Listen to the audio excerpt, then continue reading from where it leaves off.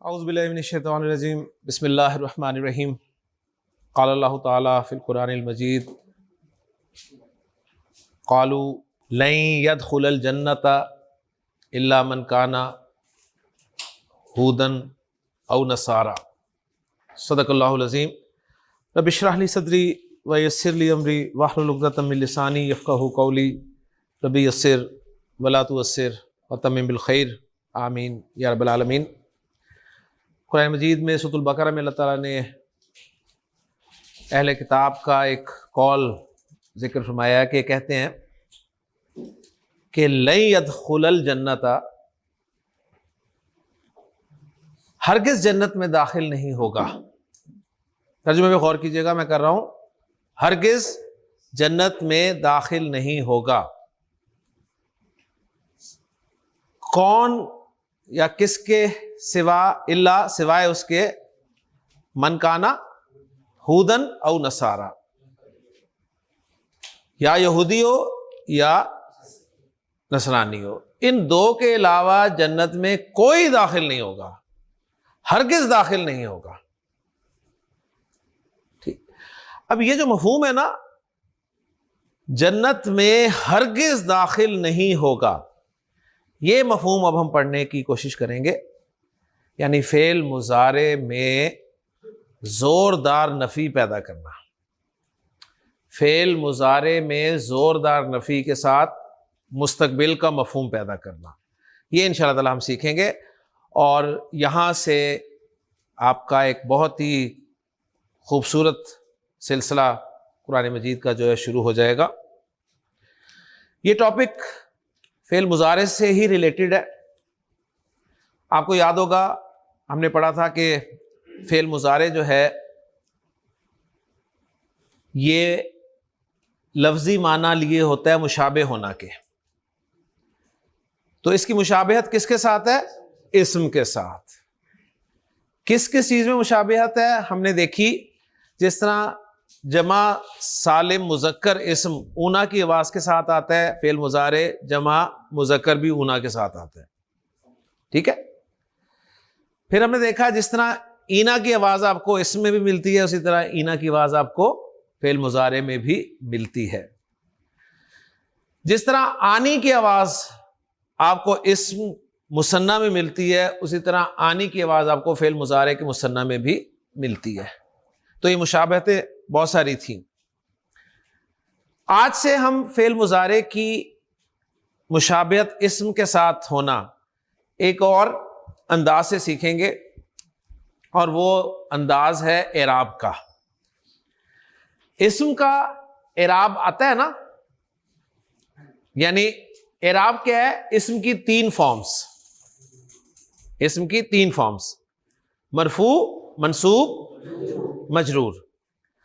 جس طرح اسم کا اعراب آتا ہے اسی طرح فعل مضارع کا بھی اعراب آتا ہے۔ تو یہ ایک اور مشابہت آپ کے سامنے آ جائے گی۔ فعل مضارع کی ایک اور مشابہت کیا ہے؟ وہ یہ ہے کہ جس طرح اسم کا اعراب آتا ہے، یعنی جس طرح اسم کی تین فارمز ہوتی ہیں اعراب کے اعتبار سے، اسی طرح فعل مضارع کا بھی اعراب آتا ہے، یعنی فعل مضارع کی بھی تین فارمز ہوں گی اعراب کے اعتبار سے۔ اسم کی تین فارمز کے نام کیا تھے؟ حالت رفع، حالت نصب، حالت جر۔ نوٹ کر لیں، فعل مضارع کی جو تین حالتیں یا تین فارمز ہوں گے ان کے نام ہوں گے حالت رفع، حالت نصب، حالت جزم۔ تو ظاہر بات ہے اب 100% مشابہت تو نہیں ہونی نا۔ حالت جزم، اسم کی حالت جر ہوتی ہے، مضارع کی حالت جزم ہوگی، اوکے جی۔ اسم حالت رفع میں مرفوع کہلاتا ہے، حالت نصب میں منصوب، حالت جر میں مجرور۔ فعل مضارع حالت رفع میں مرفوع کہلائے گا، اسی طرح حالت نصب میں منصوب کہلائے گا، حالت جزم میں مجزوم کہلائے گا، اوکے جی، بات سمجھ میں آ گئی؟ تو ہم نے فعل مضارع کی ایک اور مشابہت جو ہے پڑھنی شروع کی ہے اسم کے ساتھ، اعراب کے اعتبار سے. فعل مضارع مرفوع ہم نے پڑھ لیا, پڑھائے بغیر پڑھ لیا. پڑھائے بغیر پڑھ لیا کیا مطلب؟ کہ ہم نے جو بھی فعل مضارع کی گردان کی ہے نا وہ مرفوع ہی تھی اس کی, اس لیے اسے بتانے کی ضرورت ہی نہیں پڑی. آج سے ہم فعل مضارع کی سیکنڈ فارم یعنی منصوب اور تھرڈ فارم یعنی مجزوم کو شروع کریں گے. اوکے جی, تو فعل مضارع منصوب ہمارا آج کا ٹاپک ہوگا. میں ہیڈنگ دیتا ہوں جی, فعل مضارع منصوب. اس کو گرامر والے ایک اور انداز سے بیان کرتے ہیں. فعل مضارع منصوب کو وہ کہتے ہیں فعل مضارع خفیف, لیکن گرامر کی کتابوں میں آپ کو یہ خفیف کی ٹرمینالوجی لکھی ہوئی نہیں ملے گی. گرامر کی کتابوں میں آپ کو مضارع منصوب ہی لکھا ہوا ملے گا. یعنی جب بھی آپ کتابیں پڑھیں گے, چاہے مدارس کی ہوں چاہے عربی گرامر پہ جو بھی کتابیں لکھی ہوئی ہیں, ان میں آپ کو مضارع مرفوع, مضارع منصوب اور مضارع مجزوم کی ٹرمینالوجی ملے گی. لیکن ہم نے مضارع منصوب کو مضارع خفیف کے طور پہ پڑھا تھا. تو آپ نے بہرحال فوکس کرنا ہے مضارع منصوب کو, لیکن نام میں نے دوسرا اس لیے بتا دیا کہ اگر کہیں آپ کو خفیف بھی نظر آئے مضارع خفیف, تو یہ نہ سمجھیے گا کہ ہم نے یہ مس کر دیا پڑھنا, یہ مضارع منصوب ہی ہوگا. ٹھیک, تو اب ہم دیکھیں گے جی مضارع جب منصوب ہوتا ہے تو کیسا ہوتا ہے, کیسا دکھتا ہے, اور کیا وجہ ہوتی ہے کہ فعل مضارع جو ہے وہ مرفوع سے منصوب ہو جاتا ہے. یہ دو سوال ہیں, ان کے جواب دینے لگا ہوں.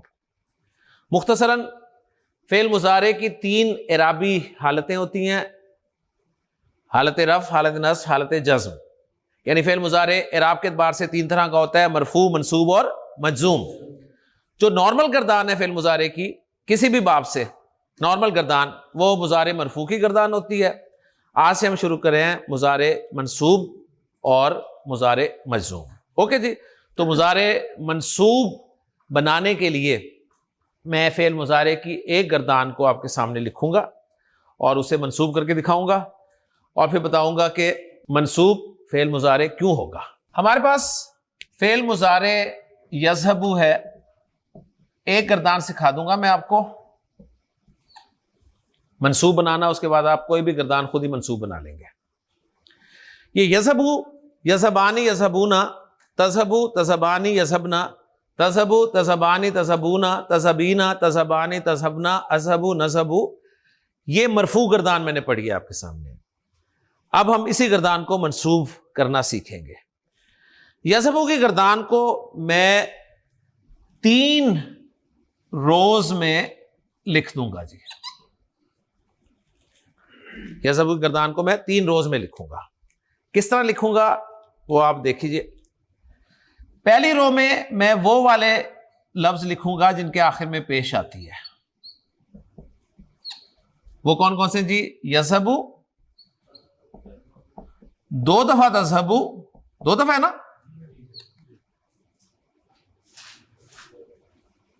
تو اس کے اوپر میں 2 ڈال رہا ہوں. اذهب اور نذهب.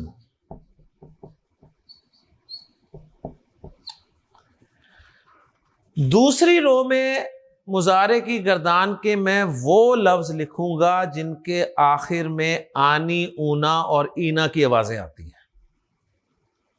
کون سے لکھوں گا؟ آنی, اونا, اینا, وہ سارے نمبر 2 میں لکھ دوں گا. ٹھیک ہے. یذهبانی,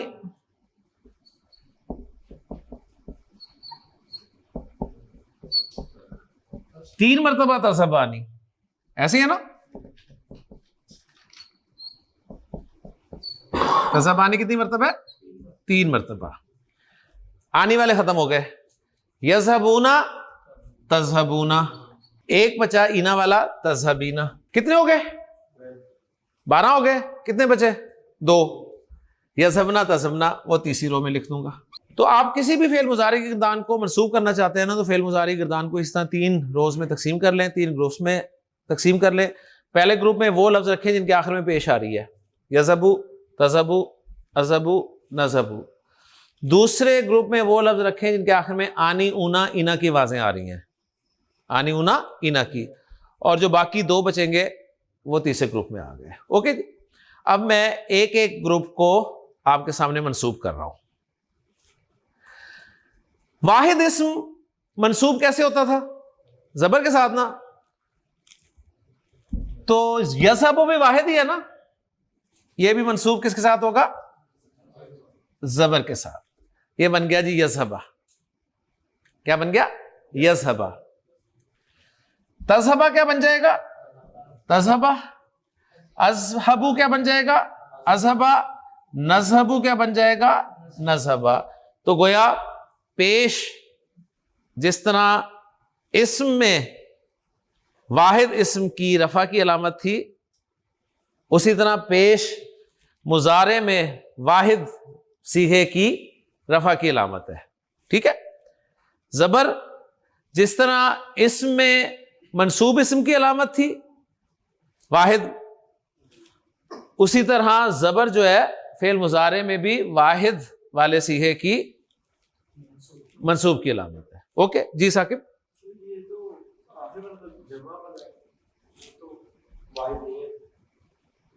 میں صرف پہلے لفظ کے حوالے سے بات کر رہا ہوں، یعنی پہلا لفظ ہم نے لیا نا، ہم نے پہلے کو فوکس کیا، یعنی اسم پہلا ہی تھا نا. اسم جیسے ہم نے پڑھا جی زیدن، یا چلے ہم نے پڑھا جی الولدو. الولدو سے مثنیٰ کیا بنا تھا؟ الولدانی. یا المسلمو سے لے المسلمو، المسلمانی، المسلمون. ٹھیک ہے. المسلموں کی منصوب المسلمہ بنی تھی. اسی طرح ہم پہلے والے لفظ کو لے رہے ہیں یہاں پہ یسبو کو. تو یہ جو پہلا گروپ ہے یہ منصوب کیسے ہوتا ہے؟ جو ہے پیش کو زبر سے بدلتے ہیں. دوسرا گروپ میں منصوب کرنے لگا ہوں آپ کے سامنے. آپ دیکھیں دوسرے گروپ میں آپ کو ہر جگہ پہ نون نظر آ رہا ہے، ہر جگہ پہ نون نظر آ رہا ہے. اس کا نون نکال دیں گے تو مضارع منصوب ہو جائے گا. نون نکالنے سے مضارع کیا ہو جائے گا؟ منصوب. یذہبانی کیا بن گیا؟ یذہبا. تذہبانی کیا بن گیا؟ تذہبا. یذہبونا کیا بن گیا؟ یذہبو. تذہبونا کیا بن گیا؟ تذہبو. تذہبینا کیا بن گیا؟ تذہبی. اوکے جی. نون نکال دیا آنی اونا اینا کا تو منصوب ہو گیا مضارع.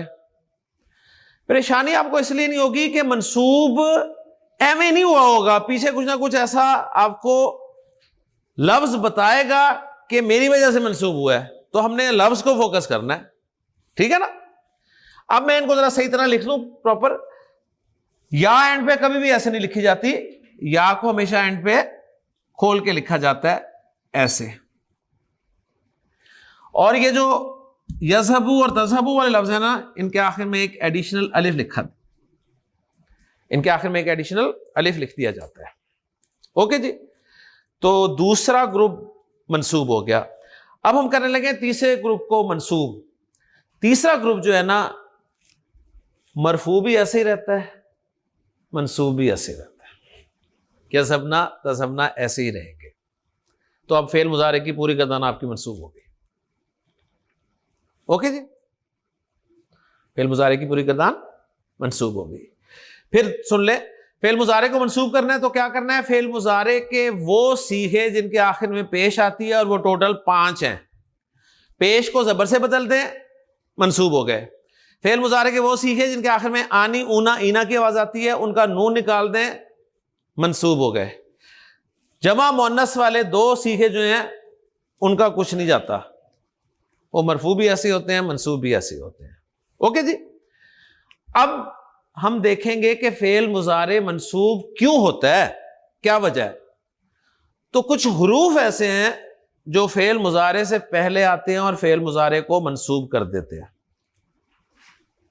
کچھ حروف ایسے ہیں جو فعل مضارع سے پہلے آتے ہیں اور فعل مضارع کو منصوب کر دیتے ہیں.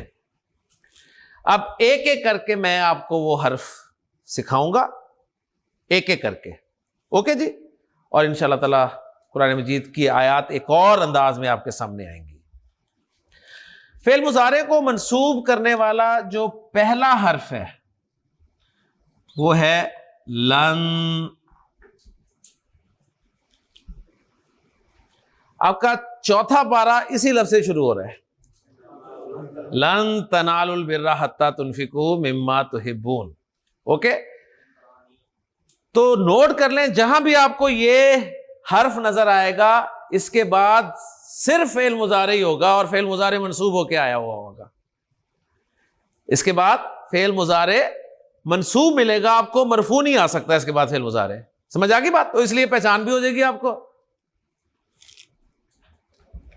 آیت میں نے آپ کے سامنے پڑھی لن یدخلا،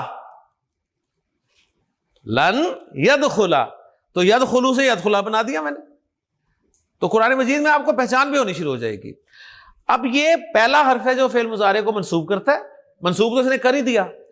مزید یہ فعل مضارع میں کیا میننگز شامل کرے گا تو نوٹ کر لیں. فعل مضارع میں یہ زوردار نفی پیدا کرے گا. کیا کرے گا؟ زوردار نفی. نمبر 2، فعل مضارع کے معنی مستقبل کے ساتھ خاص کر دے گا.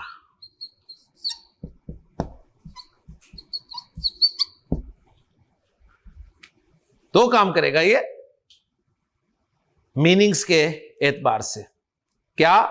زوردار نفی اور فعل مضارع کے معنی مستقبل کے ساتھ خاص. یہاں تک کلیئر ہوگی؟ ایک ایک کر کے میں آپ کو کرواؤں گا اور ایک ایک ایگزامپل آپ کے سامنے رکھوں گا. پہلے سادہ ایگزامپلس، پھر قرآن کی ایگزامپلس. کلیئر جی؟ یذهب کا کیا ترجمہ ذرا مجھے بتائیے. شاباش، وہ جاتا ہے یا وہ جائے گا. اور یہ مضارع مرفوع ہے. پہلے ہم مرفوع شرفوع نہیں کہہ رہے تھے، اب ہم نے پڑھ لیا تو ہم کہیں گے مضارع مرفوع ہے. اوکے جی. اس کے شروع میں میں لگا رہا ہوں حسن لن. اس کے لگتے ہی فعل مضارع منصوب ہو جائے گا. یذهب سے کیا بن جائے گا؟ یذهب. اب لن یذهب تجوید کے ساتھ جب آپ پڑھیں گے نا لن یذهب، تو اس کا ترجمہ زوردار نفی کے ساتھ مستقبل میں کریں گے اور وہ ترجمہ کچھ یوں ہوگا، وہ ہرگز نہیں جائے گا. وہ ہرگز نہیں جائے گا. بھائی صاحب سمجھ میں آئیے؟ فعل مضارع سے پہلے لن حرف لگا ہوا ہو تو فعل مضارع منصوب ہو جاتا ہے اس کی وجہ سے، اور یہ حرف دو میننگز ڈالتا ہے فعل مضارع میں، زوردار نفی اور فعل مضارع کے معنی مستقبل کے ساتھ خاص. صحیح ہے؟ اب میں آپ کے سامنے کچھ جملے لکھتا ہوں اور ٹرانسلیٹ کرنے کی کوشش کریں. کون کرے گا سب سے پہلا جملہ ٹرانسلیٹ؟ ایکسیلنٹ، یہ ریکوائرڈ ہے. جی حسن، ماہر ترجماتیات. جی حسن. اترکو، مجھے پہلے بتائیے ذرا غور کر کے، میننگز آپ کو نہیں پتا اس کے، صرف مجھے دیکھ کے بتائیے کہ یہ مضارع کا کون سے گروپ کا لفظ ہے؟ پہلے گروپ کا. پہلے گروپ میں سے کون سا ہے؟ پہلے گروپ میں 5 ہیں ٹوٹل. پہلا ہے، دوسرا ہے، تیسرا ہے، چوتھا ہے یا 5واں ہے؟ سمپل الف لکھا ہوا ہے. تا کیوں؟ تم علامت مضارع دیکھو. پہلے میں یا ہے، 2 میں تا ہے، چوتھے میں الف ہے اور 5ویں میں نون ہے. علامت مضارع، یہی تو پہچان کرنی ہے علامت مضارع کی. تو گویا یہ چوتھا ہے پہلے گروپ کا، اور ٹوٹل گردان کا کتنا ہے؟ 13واں. ماشاءاللہ. تو میں والا مفہوم اس میں ہے. اوکے. تا را کاف جو ہے یہ چھوڑنے کے لیے استعمال ہوتا ہے. تو اترکو کا کیا ترجمہ ہوگا؟ میں چھوڑتا ہوں یا میں چھوڑوں گا. ایکسیلنٹ. فعل فاعل اترکو الصلاۃ، کیا ترجمہ؟ ہاں، میں نماز کو چھوڑتا ہوں. آپ کہنا چاہتے ہیں میں ہرگز نماز کو نہیں چھوڑوں گا. کیا لگائیں گے اس کے شروع میں؟ لن. اترکو کیا بن جائے گا؟ اترکا. تو جملہ بن گیا لن اترک الصلاۃ، میں ہرگز نماز کو نہیں چھوڑوں گا. جی معاویہ. نصبرو فعل مضارع کا لفظ ہے، بتائیے پہلے گروپ کا ہے، دوسرے کا ہے یا تیسرے کا ہے؟ پہلے کا. پہلے کا 5 میں سے کون سا ہے؟ 5واں. تو گردان کا کون سا لفظ ہے؟ آخری، یعنی جمع والا. جمع متکلم کا لفظ ہے، اور آپ کو پتہ ہے ایک اور چار کے علاوہ ہو تو فاعل ضمیر ہی ہوتا ہے ساتھ ہمیشہ، تو اس کا فاعل کون ہے؟ نحنو، ٹھیک ہے، نحنو فاعل ہے۔ تو نصبرو صبر کرنا کے معنی میں صاد بارہ استعمال ہوتا ہے، تو نصبرو کیا معنی ہوں گے؟ ہم صبر کرتے ہیں یا ہم صبر کریں گے۔ نصبرو علی طعام واحد، ہم ایک کھانے پر صبر کرتے ہیں یا صبر کریں گے۔ صحیح؟ بنی اسرائیل کو اللہ تعالیٰ نے مفت میں بغیر محنت کیے من و سلوہ کھلانا شروع کیا، لیکن انسان چونکہ ناشکر ہے، لہذا انہوں نے حضرت موسیٰ سے کہا کہ یا موسیٰ لن نصبر علی طعام واحد، ہم ایک ہی کھانے پہ ہرگز صبر نہیں کریں گے، ٹھیک ہے، ہم ایک ہی کھانے پہ ہرگز صبر نہیں کریں گے۔ اوکے جی، کلیئر ہو گیا؟ ماشاءاللہ۔ نیکسٹ، یدخلو فعل مضارع کے کون سے گروپ کا لفظ ہے؟ پہلے گروپ کا۔ پہلے گروپ کا کون سا لفظ ہے؟ پہلا ہی لفظ ہے، ٹھیک ہے، اور ترجمہ کیا کریں گے؟ وہ داخل ہوتا ہے یا وہ داخل ہوگا۔ یدخل الجنت، وہ جنت میں داخل ہوتا ہے یا جنت میں داخل ہوگا۔ اس کے شروع میں نے لن لگایا تو یدخلو کیا بن جائے گا؟ یدخلا۔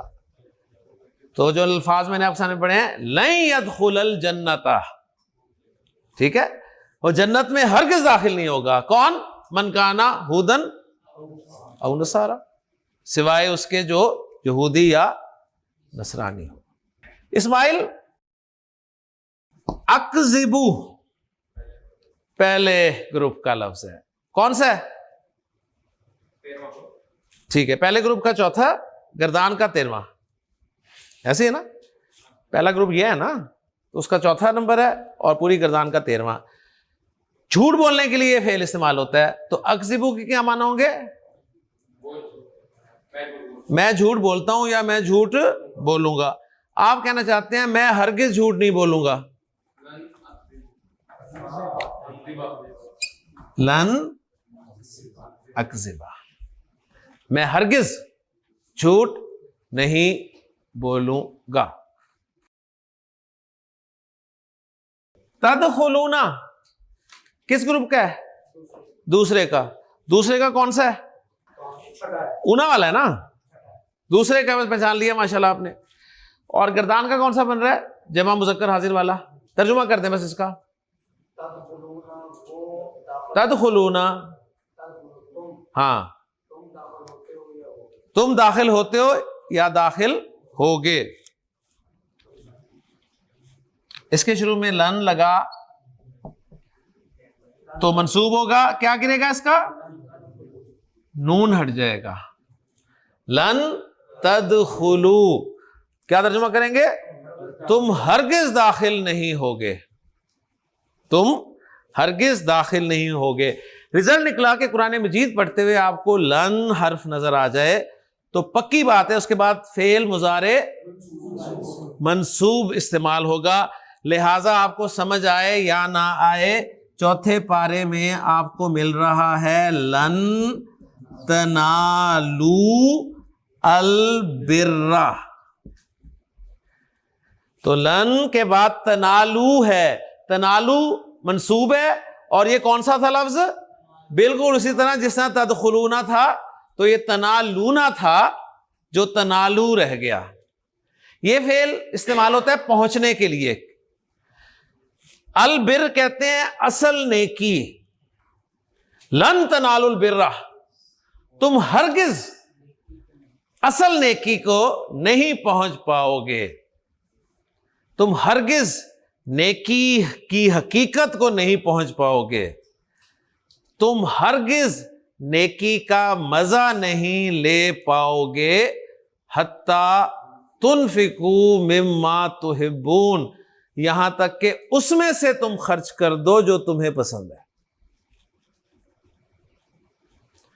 ہم سب نیکی کرتے ہیں نا، آپ کو احساس ہوتا ہے کبھی نیکی کر کے مزہ نہیں آتا یار؟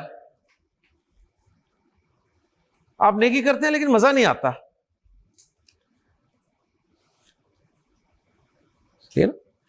تو نیکی کا مزہ اگر لینا ہے نا، مزہ لینا ہے، تو اللہ تعالیٰ فرما رہے ہیں اس میں سے خرچ کرو جو تمہیں پسند ہے۔ نیکی کو انجوائے کرنا ہے تو کیا خرچ کرو؟ اس میں سے خرچ کرو جو تمہیں پسند ہے، جو تمہیں پسند ہے۔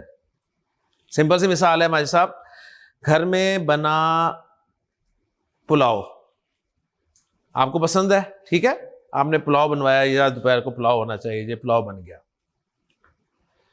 آپ نے خوب پلاؤ کھایا، رات ہوئی تو اب بھوک تو دوبارہ لگی جائے گی آپ کو۔ آپ نے کہا جی ہاں جی کیا پکا ہے؟ گھر میں پتہ چلا پلاؤ ہی بچا ہوا ہے، اس لیے کوئی نئی چیز نہیں پکی۔ اب آپ کہیں گے ہم دونوں ٹائم پلاؤ، ٹھیک ہے نا؟ اب آپ نے دوسرے ٹائم پلاؤ کھانا پسند نہیں کیا، آپ نے کیا کیا؟ آپ نے آرڈر کر دیا، آپ جو بھی آپ کا شوق ہے، آپ نے پیزا آرڈر کر دیا، آپ نے کچھ بھی آرڈر کر دیا، پیزا آرڈر کر دیا آپ نے، کیونکہ اب پیزا آپ کی چوائس ہے۔ وہ پلاؤ جو تھا وہ فریج میں رکھا ہے، فریج میں رکھا ہے نا۔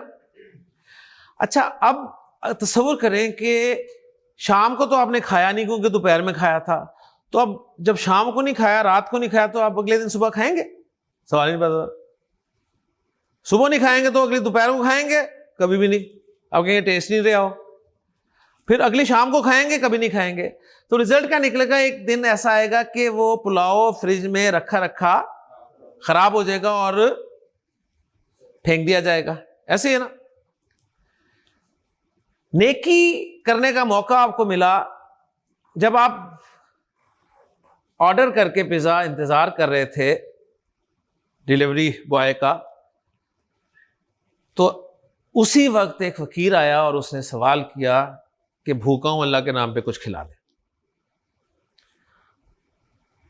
آپ فوراً فریج میں گئے، ٹھیک ہے، فریج میں تو نہیں گئے، فریج کی طرف گئے، وہاں سے آپ نے پلاؤ نکالا، اوون میں گرم کیا، ٹھیک ہے، پلیٹ میں ڈالا، چمچ رکھی اسے اور فقیر کو دیا۔ نیکی ہے کہ نہیں ہے؟ ہے نا نیکی؟ جب آپ پلاؤ دے رہے تھے نا، اسی وقت ڈیلیوری بوائے بھی آ گیا اور اس نے آپ کو پیزا پکڑا دیا، ٹھیک ہے۔ اب وہ پلاؤ دینے کا نا آپ کو مزہ نہیں آئے گا۔ مزہ اگر لینا ہے نا تو مزہ یہ ہے کہ پیزے میں سے ایک پیس اس فقیر کو دے۔ پھر جو آپ کو مزہ آئے گا نا وہ میں لفظوں میں نہیں بیان کر سکتا۔ پلاؤ تو آپ کو پسند نہیں تھا نا، وہ فقیر کو دے دیا، نیکی ہے، میں یہ نہیں کہہ رہا نیکی نہیں ہے، وہ ضائع جانا تھا نا۔ آپ نے کسی بھوکے کا پیٹ بھر دیا تو نیکی تو ہے، لیکن اصل نیکی جس میں مزہ آنا ہے وہ یہ نہیں ہے، وہ یہی ہے کہ اس پیزے میں سے ایک دو پیس آپ اسے دیں کہ لو کھاؤ، کیونکہ یہ آپ کو پسند ہے۔ اور اللہ تعالیٰ نے واضح فرما دیا کہ لن تنالوا البر حتی تنفقوا مما تحبون، تم نیکی کے مزے کو نہیں پا پاؤ گے جب تک اس میں سے خرچ نہ کرو جو تمہیں پسند ہے، ٹھیک ہے جی۔ سیزن چینج ہوا، آپ شاپنگ کرنے گئے، جناب صاحب 10 سوٹ 10 کرتے لے آئے، تو پچھلے سال والے سوٹ اسی طرح الماری میں رکھے ہوئے ہیں۔ جب آپ سوٹ لے کے آئی ہیں 10-12 کرتے، اور اللہ تعالیٰ ایسے موقعوں پر آپ کو آزماتا ہے، این اسی وقت کوئی سائل آ جاتا ہے اور آپ سے سوال کرتا ہے کہ آپ کے ہاتھ میں شاپر دیکھ کے جے ڈاٹ کے اور مختلف کہ جی کوئی کپڑا. آپ کیا کرتے ہیں؟ نیکی. آپ کہتے ہیں اچھا 2 منٹ ٹھہرو. اندر جاتے ہیں, الماری کھولتے ہیں اور پچھلے سال کے 2 سوٹ نکالتے ہیں, طے کرتے ہیں, شاپر میں ڈالتے ہیں, اسے پیش کرتے ہیں. آپ نے نیکی کی ہے نا, ورنہ وہی کپڑے آپ دے کے برتن بھی لے سکتے تھے, لیکن آپ نے نیکی کی, غریب کو دیا. مزہ نہیں آئے گا آپ کو. مزہ آئے گا اس وقت یہ جو 10-12 سوٹ لے کے آئے ہیں نا, اس میں سے ایک سوٹ اسے دے. سارے نہیں میں کہہ رہا, ایک صرف. تو جو مزہ آئے گا نا آپ کو, ٹھیک, اسے تو آئے گا ہی آئے گا, آپ کو بہت آئے گا. اللہ تعالیٰ نے یہی کہا ہے کہ لن تنالوا البر حتی تنفقوا مما تحبون. تم نیکی کی حقیقت کو, اصل نیکی کو نہیں پہنچ پاؤ گے جب تک اس میں سے خرچ نہ کرو جو تمہیں پسند ہے. ہم کیا اللہ کے لیے وہ خرچ کرتے ہیں جو ہمیں پسند ہے؟ نیکی کا مزہ لینا ہے نا, تو تب آپ کو مزہ اس صورت میں آئے گا, ورنہ وہ نیکی ہے ڈیفینیٹلی, اسے میں کم نہیں کر رہا. فرق صرف یہ ہے, دیکھیں صحابہ کے سامنے جب یہ آیت نازل ہوئی تو صحابہ نے اپنا جائزہ لیا, انہوں نے دیکھا کہ مجھے کیا پسند ہے, اور جائزہ لینے کے بعد انہوں نے اپنی پسندیدہ چیز میں سے اللہ کے راستے میں خرچ کیا. بے شمار ایگزامپل آپ کو ملتی ہے, ٹھیک ہے. وہ صحابی جو ان کا سب سے بہترین باغ تھا, ٹھیک ہے, وہ انہوں نے اللہ کے راستے میں خرچ کیا کہ اللہ کے رسول یہ لے. ہماری کوشش ہوتی ہے جہاں خرچ کرنے کا موقع ہوتا ہے تو سب سے ماڑی چیز ہے نا, جس کا ہمیں کوئی فائدہ نہیں ہے, ٹھیک ہے, وہ ہم دیتے ہیں. اور پھر وہی جو بات ہم کر رہے تھے, اپنا بہترین وقت ہم نے کہاں لگایا ہے؟ دنیاوی تعلیم میں, کیریئر بنانے میں. دین کے لیے کون سا آپ نے ٹائم لگا لیا؟ اچھا, بہترین اولاد آپ کہاں کھواتے ہیں؟ دنیا کے لیے, ٹھیک ہے, وہ لگائیں دین میں. دن کا بہترین وقت, ماجد صاحب کہتے ہیں سر میں درد ہو رہا ہے صبح سے. اب سر درد کے ساتھ تھکے ہارے کلاس میں بیٹھیں گے تو ریزلٹس نکلیں گے؟ وہ ریزلٹس جب نہیں نکلیں گے پھر ہم کہیں گے اب اللہ کو چاہیے تھا نا کہ ہمیں عربی سکھا دیتا, اتنی محنت کی ہم نے, ٹھیک ہے نا. تو اللہ کو کوئی نہیں چاہیے تھا جی, آپ کو چاہیے تھا. بہترین ٹائم نکالیں, کوشش کریں اللہ کے لیے بہترین دینے کا, بہترین دینے کا. جب یہ دیں گے تو آپ کو نیکی کا مزہ آ جائے گا انشاءاللہ تعالیٰ. اوکے جی. لیکن جی پہلا حرف تھا لن, جس کے بارے میں بتا دیا مضارع کو منصوب تو کرتا ہی کرتا ہے. 2 طرح کی معنوی تبدیلی لاتا ہے. نمبر 1 زوردار نفی, نمبر 2 مستقبل کے ساتھ خاص کرنا. یعنی اگر جملہ ہوتا, دیکھیں لا یذہبو, تو اس کا ترجمہ کیا ہوتا؟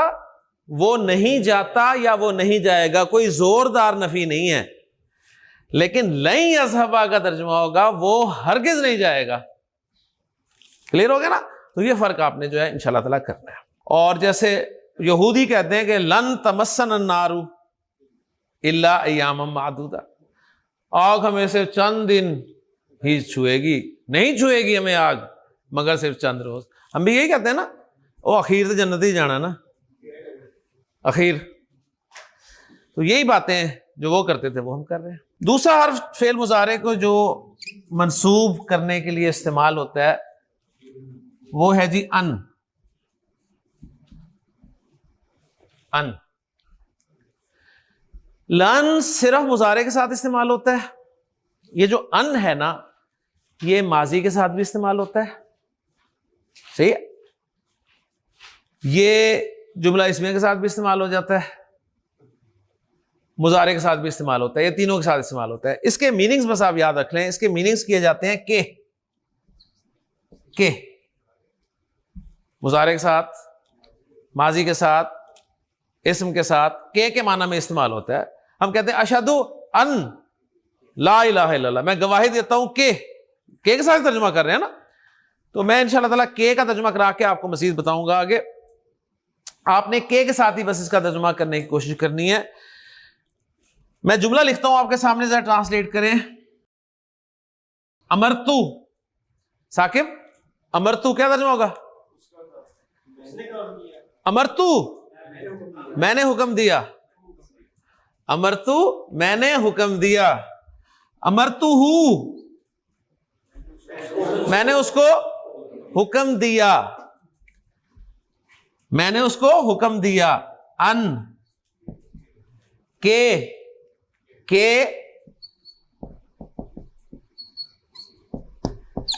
یذہب کہ وہ چلا جائے، میں نے اسے حکم دیا کہ وہ چلا جائے. اب یہاں سے آپ کی اردو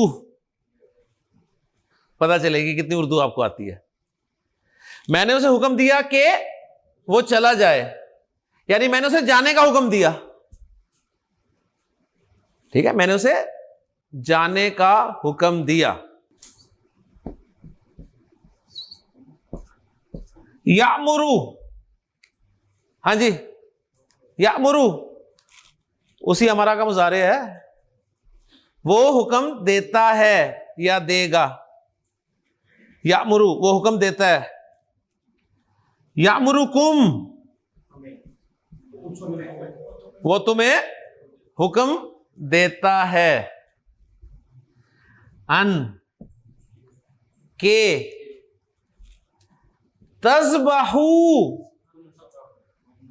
پہچان لیا؟ دوسرے گروپ کا لفظ ہے ذبح یذبح، ذبح کرنا. ان تذبحو کہ تم ذبح کرو، بقرۃ کوئی ایک گائے. وَإِذْ قَالَ مُوسَىٰ لِقَوْمِهِ إِنَّ اللَّهَ يَأْمُرُكُمْ أَن تَذْبَحُوا بَقَرَةً، بے شک اللہ تعالیٰ تمہیں حکم دیتا ہے کہ تم کوئی ایک گائے ذبح کر دو. یعنی اردو میں ایسے جملوں کو ٹرانسلیٹ کرنے کے دو طریقے ہوتے ہیں. آپ سمپل کے ساتھ ٹرانسلیٹ کر دیں، جیسے میں نے کہا امرتہ میں نے اسے حکم دیا، این یذہبا کہ وہ چلا جائے. ایک طریقہ یہ ہے. دوسرا طریقہ یہ ہے کہ میں نے اسے چلے جانے کا حکم دیا. اس نے تمہیں حکم دیا کہ تم کوئی گائے ذبح کر دو. اس نے تمہیں کوئی گائے ذبح کرنے کا حکم دیا. ٹھیک، دو انداز میں اس کا ترجمہ ہو سکتا ہے. لاسٹ جملہ توجہ کریں ذرا.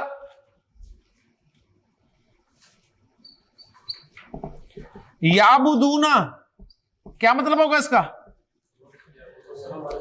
وہ سب عبادت کرتے ہیں یا کریں گے؟ دونوں ترجمے ممکن ہے نا. اس کے شروع میں لگا رہا ہوں ان نے کیا کرنا ہے؟ مضارع کو منصوب کرنا ہے. یعبدون منصوب کیسے ہوگا؟ نون ہٹ جائے گا. این یعبدو کہ وہ عبادت کریں. ٹھیک ہے. این یعبدوہ کہ وہ عبادت کریں اس کی. جب ہو لگ گیا تو الف بھی نکل گیا. یہ ہم نے پڑھا ہوا ایک ماضی میں بھی، جب الف کے بعد ہو ضمیر آتی تھی تو الف نکل جاتا تھا. اچھا، این یعبدوہ اس کو میں پورے جملے میں استعمال کر رہا ہوں. امر اللہ الناس، کیا مطلب ہے؟ اللہ نے لوگوں کو حکم دیا کہ وہ اس کی عبادت کریں. اور دوسرے انداز میں ترجمہ کیا ہوگا؟ اللہ نے لوگوں کو اپنی عبادت کرنے کا حکم دیا. اب یہاں دیکھیں، آپ کو اندازہ ہو رہا ہوگا کہ آپ کی جو لینگویج ہے وہ آپ کو کتنی مدد دے رہی ہے. تو یہ ان تھا جی دوسرا حرف جو کہ کے معنی میں استعمال ہوتا ہے، لیکن کے کو ہم دو طریقے سے ٹرانسلیٹ کر سکتے ہیں، ایک کے ذریعے اور ایک دوسرے کام کا مفہوم بیان کرنے کے ذریعے. ٹھیک ہے، مزید حروف انشاءاللہ کل پڑھیں گے. سبحانک اللہم و بحمدک، اشہد ان لا الہ الا انت، استغفرک و اتوب الیک.